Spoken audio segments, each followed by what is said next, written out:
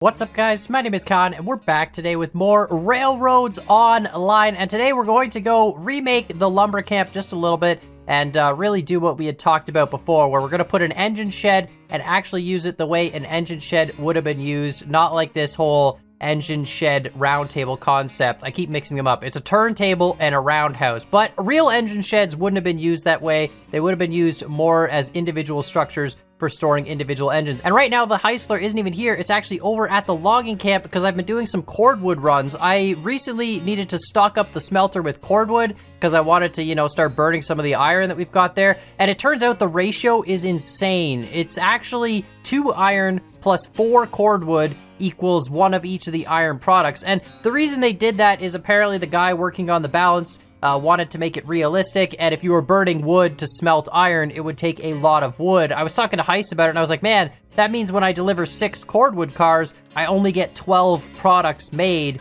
because it consumes 4 wood per product, which is just insane. So in the meantime, we're gonna go to the logging camp, we're going to clean it up, and I'm actually gonna get there with a push cart, because I don't have any push carts. Hand car, here we go. Can I name it something or number it? Where does the number go? Name, number. Oh my God, you can put a number there. Okay, where does the name go? Anywhere? Okay, it gets written down there. Gotcha.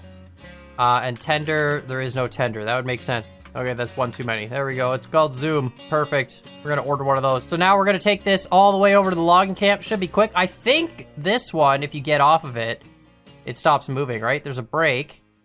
And I guess I need to put that in forward. But if I get off, does it keep moving? Oh, sick. No, it keeps moving. You don't even have to drive it. Oh, that's hilarious. So if you fall off, you just have a runaway hand car. Interesting. Okay. I thought for sure I would have had to drive it, but I guess not. That's sick. Okay.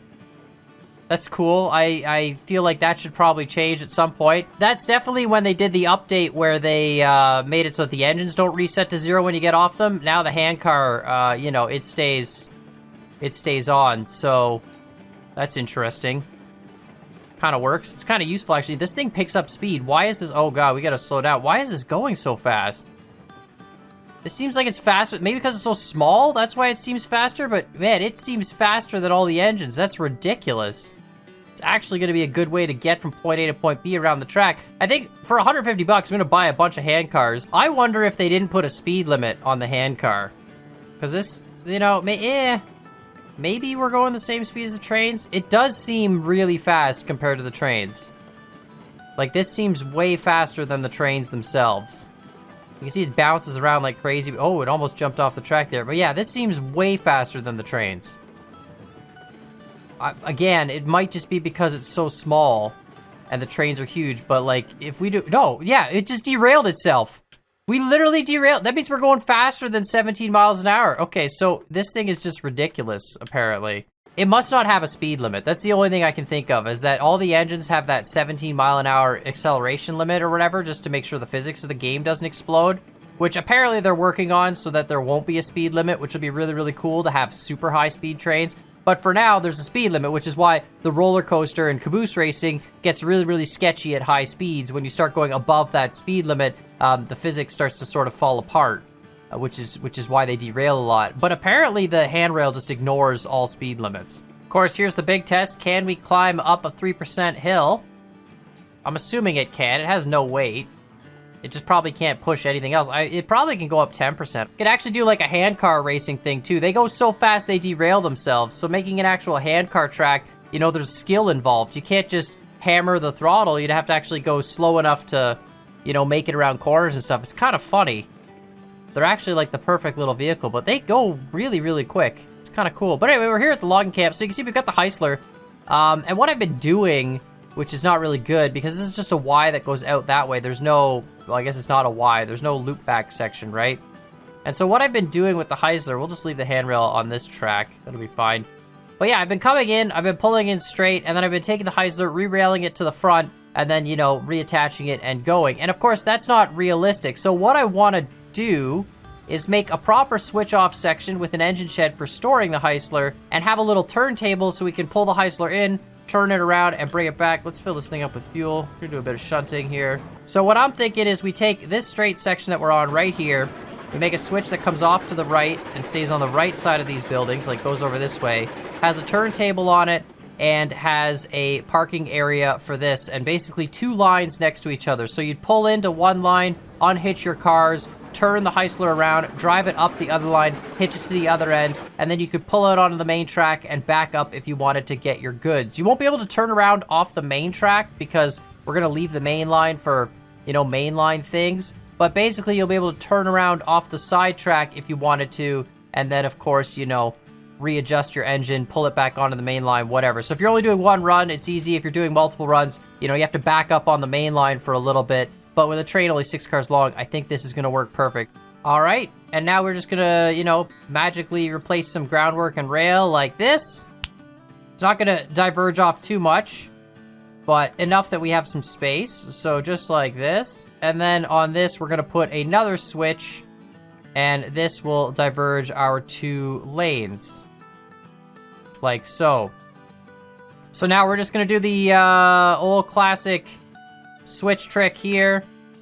Just to put another one, make sure these lanes are parallel at the switch distance. And I'm just gonna build them without groundwork. You know, I know it's a little bit more tedious, but it's not gonna be that long, just so we can measure how long they need to be before we actually place down the groundwork and stuff. I'm gonna bring the train in, and of course, we'll check it on this one lane first, and then just make the other lane, you know, the other lane can be smaller. We're not gonna actually have a switch here. This is just gonna curve back in. That switch will stay, obviously. And so you bring the whole train in forward this way on this left lane. We turn it around at a turntable, the heisler comes back along that lane, hitches up to the front, and we pull out. And then at the very end of both lanes, we'll have our engine shed for storing the heisler. So you could pull in, leave your cars, and then store the heisler up, which is just super, super awesome.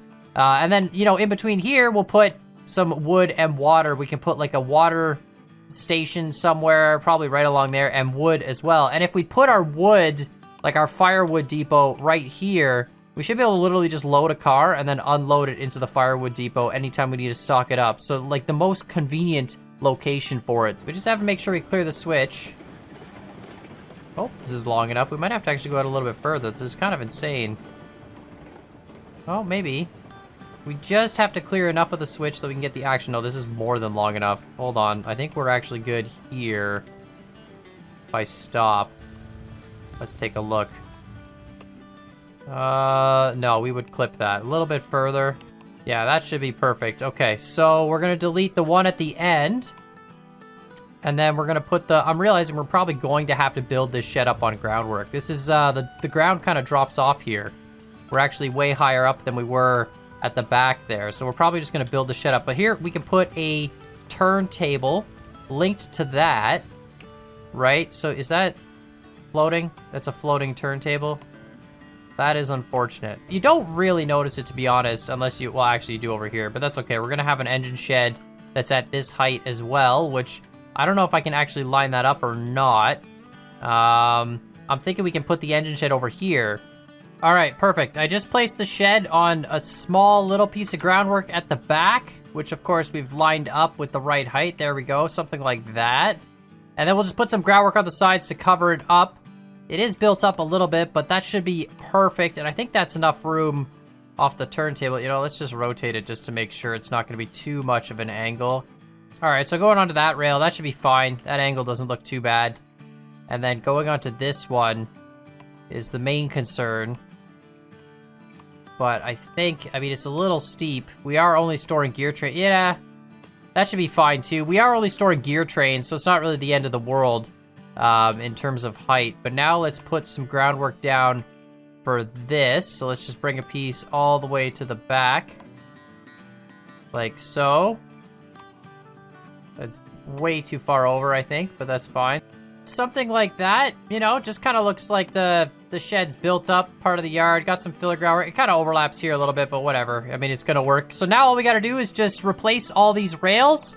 And then we'll try it out, make sure it all works, which it should, no problem. And then, of course, we'll go and deliver ourselves some cordwood as if this is actually a functional thing. To be honest, we just need a lot of cordwood. I've done like 3 cordwood deliveries in between the last episode and this episode, and we just need to do more of them. It takes a lot of cordwood, and of course, it's the most inconvenient unloading as well because, you know, you have to do the shunting and stuff. But let's replace this rail real quick. and just make it perfectly straight, of course. Okay, perfect. And that switch is set. Excellent. So we'll come in here. Now we just got to connect up these last 3 lines and we should be good to go. So let's rotate this guy into position for the first line. Doesn't really matter if there's a bit of an angle. Of course, you can see there's kind of like snap points. Come on. It was right there. It can't. There we go. Perfect. Perfect. That'll work. All right, now let's go to the next one. Just line this guy up. Whoops. Perfect. Yeah, that's very, very steep, to be honest. But, you know, whatever. It is what it is. It's just a gear train. It's no big deal. Most likely we'll probably store it in this one anyway. And then we just got to do the final piece, which will be super gradual, of course. It's not exactly a super gradual turn. Doesn't really matter, though. So let's take some groundwork, delete that piece. And these kind of overlap here a little bit. Whatever. It's fine. Doesn't matter. It's close enough. Yeah, the turntable, it's too bad it doesn't has this weird gap thing going on there, but whatever. We're just going to leave it. But that's perfect. So now we have a proper engine shed at the logging camp, and it should work for turning the cordwood train around and bringing it back. So we're returning from our cordwood adventure. We bring in all our cars. We're going to pull them and park them in this lane. Need to build the logging camp as well for fuel, but to be honest, it's not really a huge priority. Oh, no, that's not the button. I want to do brake. Brake, brake, brake. Lots of brake. There we go. Slow down. And then we can stop at something like this. Right? We just unpin that and put a brake on this one car. And now, of course, we just bring it forward a little bit more. Excellent. And now we got to rotate it 180 degrees, basically, to get it onto that other track. And perfect. Good enough. Now we're going forward. Back out. Past our load. This is so cool. That's amazing. That's so cool. And then we got to flick the switch. So let's give it some brake. Just so it slows down nicely. All right, and then once we get here, we put on our brake again, flick our switch back. This is definitely a lot of work. We've got to unpin this, put a hitch on that. Make sure this doesn't have anything on it. Which is correct, it doesn't. And now we've got our engine in front of our cordwood cars. Now we get back onto the main line with our cordwood cars, and then once we're on the main line, we then flick this switch and back in to load up, which I guess isn't really ideal. You do take up the main line for a little bit, but it is what it is, and that's the only section we back up. And this kind of avoids us having to build like a huge loop section to get around onto the main line. I feel like this is more realistic to what they would do in this kind of a situation, rather than, you know, building some massive loop track that goes all the way around just to bring a train in forward. I might be wrong, but I feel like this would, you know, it takes up a lot less space. It's functional. It's got the turntable, the engine shed, it's got storage and all that, you know, and room for maintenance. And it's easy enough to get your train on the main line. So we're going to back it up now, and then we'll load the cars up. And, I mean, you'd be blocking the line anyway while you're loading, right? So I guess, to be honest, if we really want to talk about realism, you wouldn't have your load area on the main line at all. It would be on its own shunt line, and then that would connect to the main line, and your main line would be able to go straight through while people are loading and unloading and all that stuff. I'm going to put a water tower right here, I think, and a fire camp depot, so we can just do the unload-load thing. I think that's good. Perfect. So now if we were to, you know, wanted to load this up, it's got 0 wood. We could literally put cordwood onto this car and then unload it. And it goes into here. Now we've got 1 wood, which would make more firewood. And then we could take our firewood here and either, you know, we can actually just grab it here and load up our engine. I mean, it's a little bit of a walk, I guess. We could back our engine up to be closer. But that's a perfect spot. We could just unload, throw some firewood in here.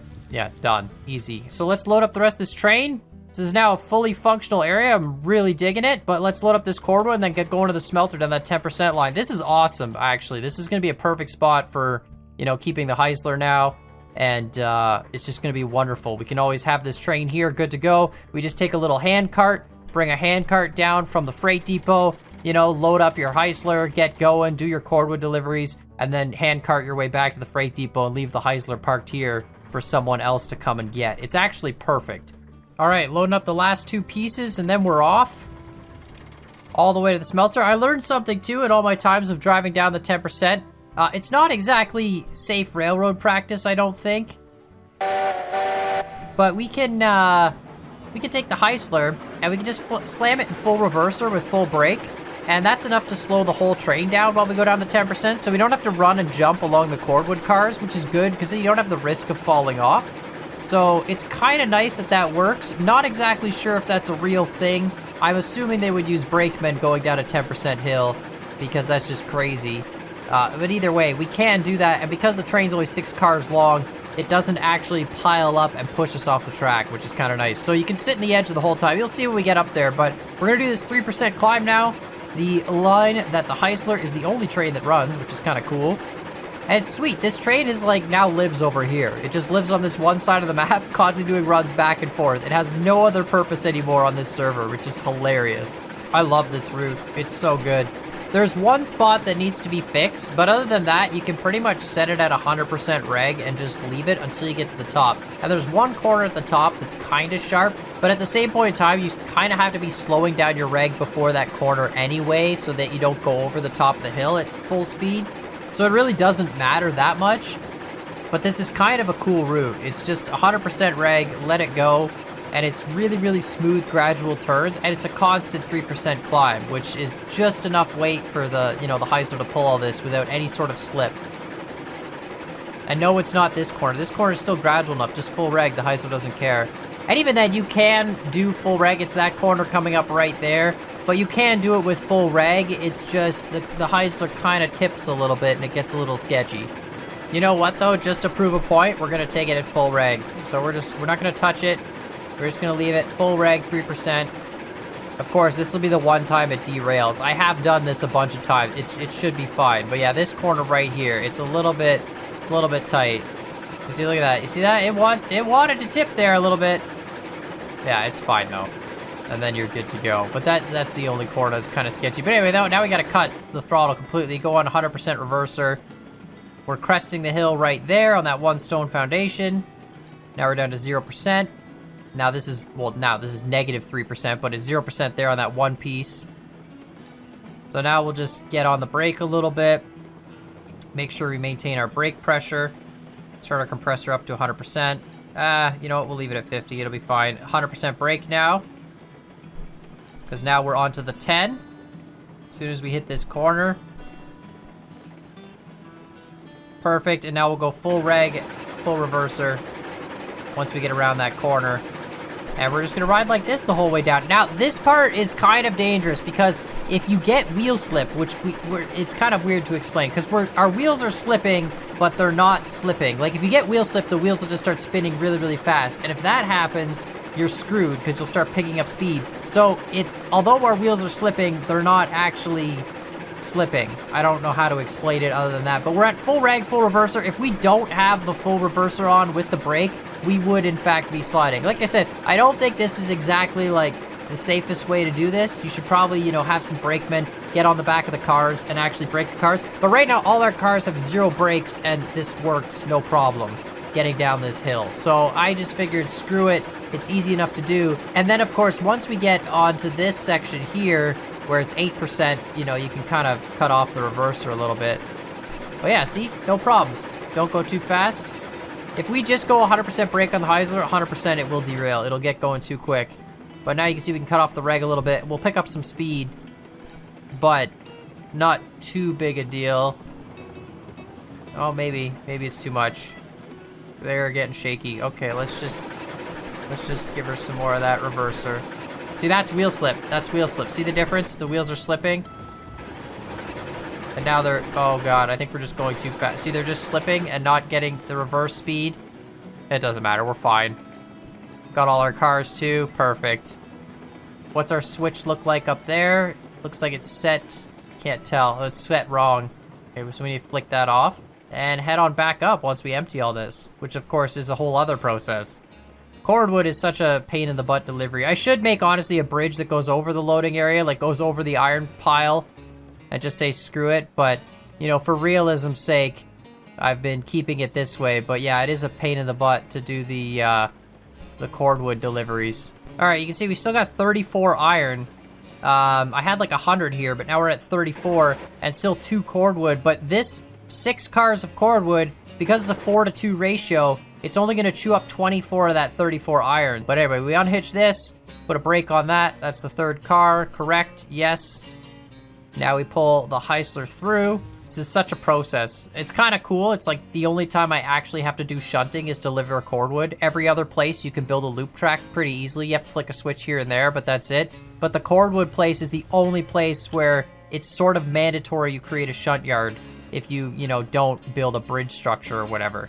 Which is kind of interesting. There's a lot of other places where they could have done that, like the iron mine, coal mine, stuff like that. If they had made the load, unload right next to a mountain, so you can't actually get in there. And then you would have had to shunt cars around, load them up. I can see why they didn't, because it's nice to be able to build loop tracks. It's much more convenient, but realistically, you would only have one load area to be shunting cars more often than we do in this game. But anyway, let's unload this set first. Full brake, that should be good enough. Get these guys. A couple people were saying too, one of the things I could do is just have like a track here with cars on it, and you pull up next to that track of cars, and then you unload from these cars onto these cars, and then these ones off to the platform, which also works. You're basically extending your platform out. So we could theoretically, if this was a little bit closer, unload from here to there, and then unload from there to there. But I don't really mind doing this. It's not that big a deal. Okay, I think that's got to go back more. There's no way that's not gonna do it. You kind of have to have the center of the car over the platform, otherwise it might miss, and of course it's just a huge waste of product. There we go. Perfect. Something like that. I think the smokestack stays on all the time, because I'm pretty sure, yeah, it just stays on all the time. It's not smelting right. That would be cool if it actually lit up when the industry was active versus when it wasn't. That way you can kind of tell as you're driving by, like, oh, I have stuff smelting or I don't. I mean, I guess it's pretty obvious. The industries do run fairly quickly, so as soon as one product runs out, it's gonna stop probably before you get back, is my point. But either way, still pretty cool. All right, 22 cordwood, that's all gonna get chewed up for sure. At some point in time, we gotta bring 2 cordwood short just to eat up the last 2. For some reason, I guess it was before the balance changed. There's 2 leftover cordwood here. I always like to have this switch flicked in the mainline direction just in case, so when you're coming in, you don't accidentally hit it and derail. Then, of course, we'll go back up our 10% and park at the new shed at the logging camp. It's gonna be awesome. Actual proper spot for the heisler. Of course, I gotta make sure I can catch this train. And switch is set, full reg, let's go. We need speed. Actually, we really don't. It can climb this from a dead stop, I'm pretty sure. And the hill builds up nicely. It's like 3%, then 8%, and then 10. So it's not, right away death, but it's still pretty bad. You know what? Let's just ride this hill in first person. Haven't done that in a while. Let's open up the hatch, get some fresh air. Get our windows open. I feel like that window would blow closed. Maybe not at this speed, but... there we go. Get these windows open. Perfect. How are we doing for water in the hatch? It looks pretty empty. I'm pretty sure we're empty on water. Probably should fill that up. So there's like the water here, the water level, that's your boiler water level. But then the water level in the tender, I don't think is listed here. I'm pretty sure it's a visual thing, like you have to look. Same with the tenders on engines. All right, we're almost at the top. Cylinder cocks, let's pull them out. Close them just to, blow out that excess water. Should have done that back at the station. Pull back on our reg here. Let's go and look from the inside. Oh, that's too much pull back on the reg. Still weren't off the 10% yet. I thought we were off the 10%. Once we're onto that, then we can pull back the reg. It goes from like 10 to 6 to 3 real quick. Look at that though. Picks up no problem. This is only 600 pounds like of clearance in terms of weight, and it still can do that. It's so crazy power this engine has. All right, now we can cut back our reg. Yeah, to like 40%, 30% even. And then we're gonna be completely off the reg and just going down the hill with a little bit of brake.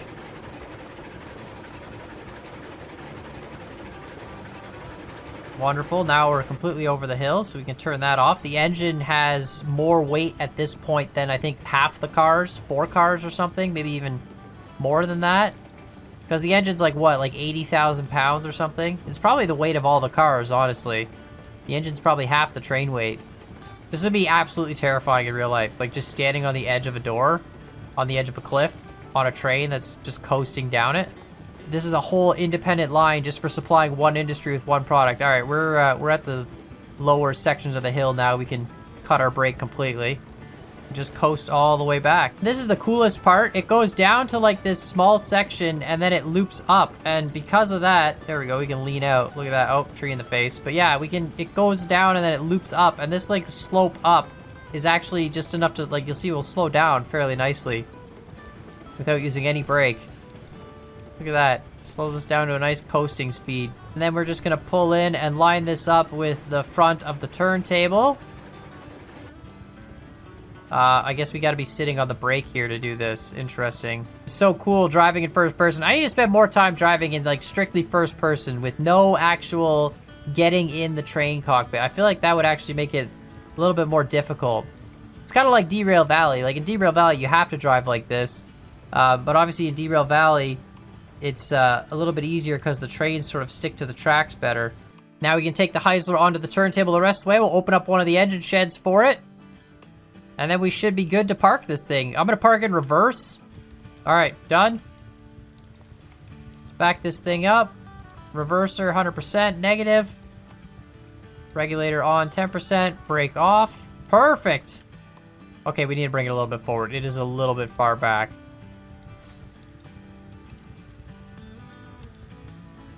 Okay, done. Even better. But look at that, perfect. We actually have a proper engine shed in the way that an engine shed would have been used back in the time. We got our cars in our little shunt lane there. We've got a little turnaround lane, which we can just, you know, pull our engine out and go around the cars and hook up again. We could store 2 engines here if we wanted to have like a backup or whatever, but it's perfect. And then of course, we can get off here and ride our little hand car, which should still be on the track, right? Where is our hand car? It's up here, isn't it? I think the hand car, yeah, the hand car's right over there. Perfect. But yeah, we can ride that all the way back to base, close this up, and leave the Heisler here for another day. But this is awesome. So really, really cool that we can keep this train here without having to have it interfere with the main line. So let me know what you guys think in the comments down below. Make sure, of course, you hit that like button, hit that subscribe button. And as always, I hope you guys enjoyed this video, and we'll see y'all next time.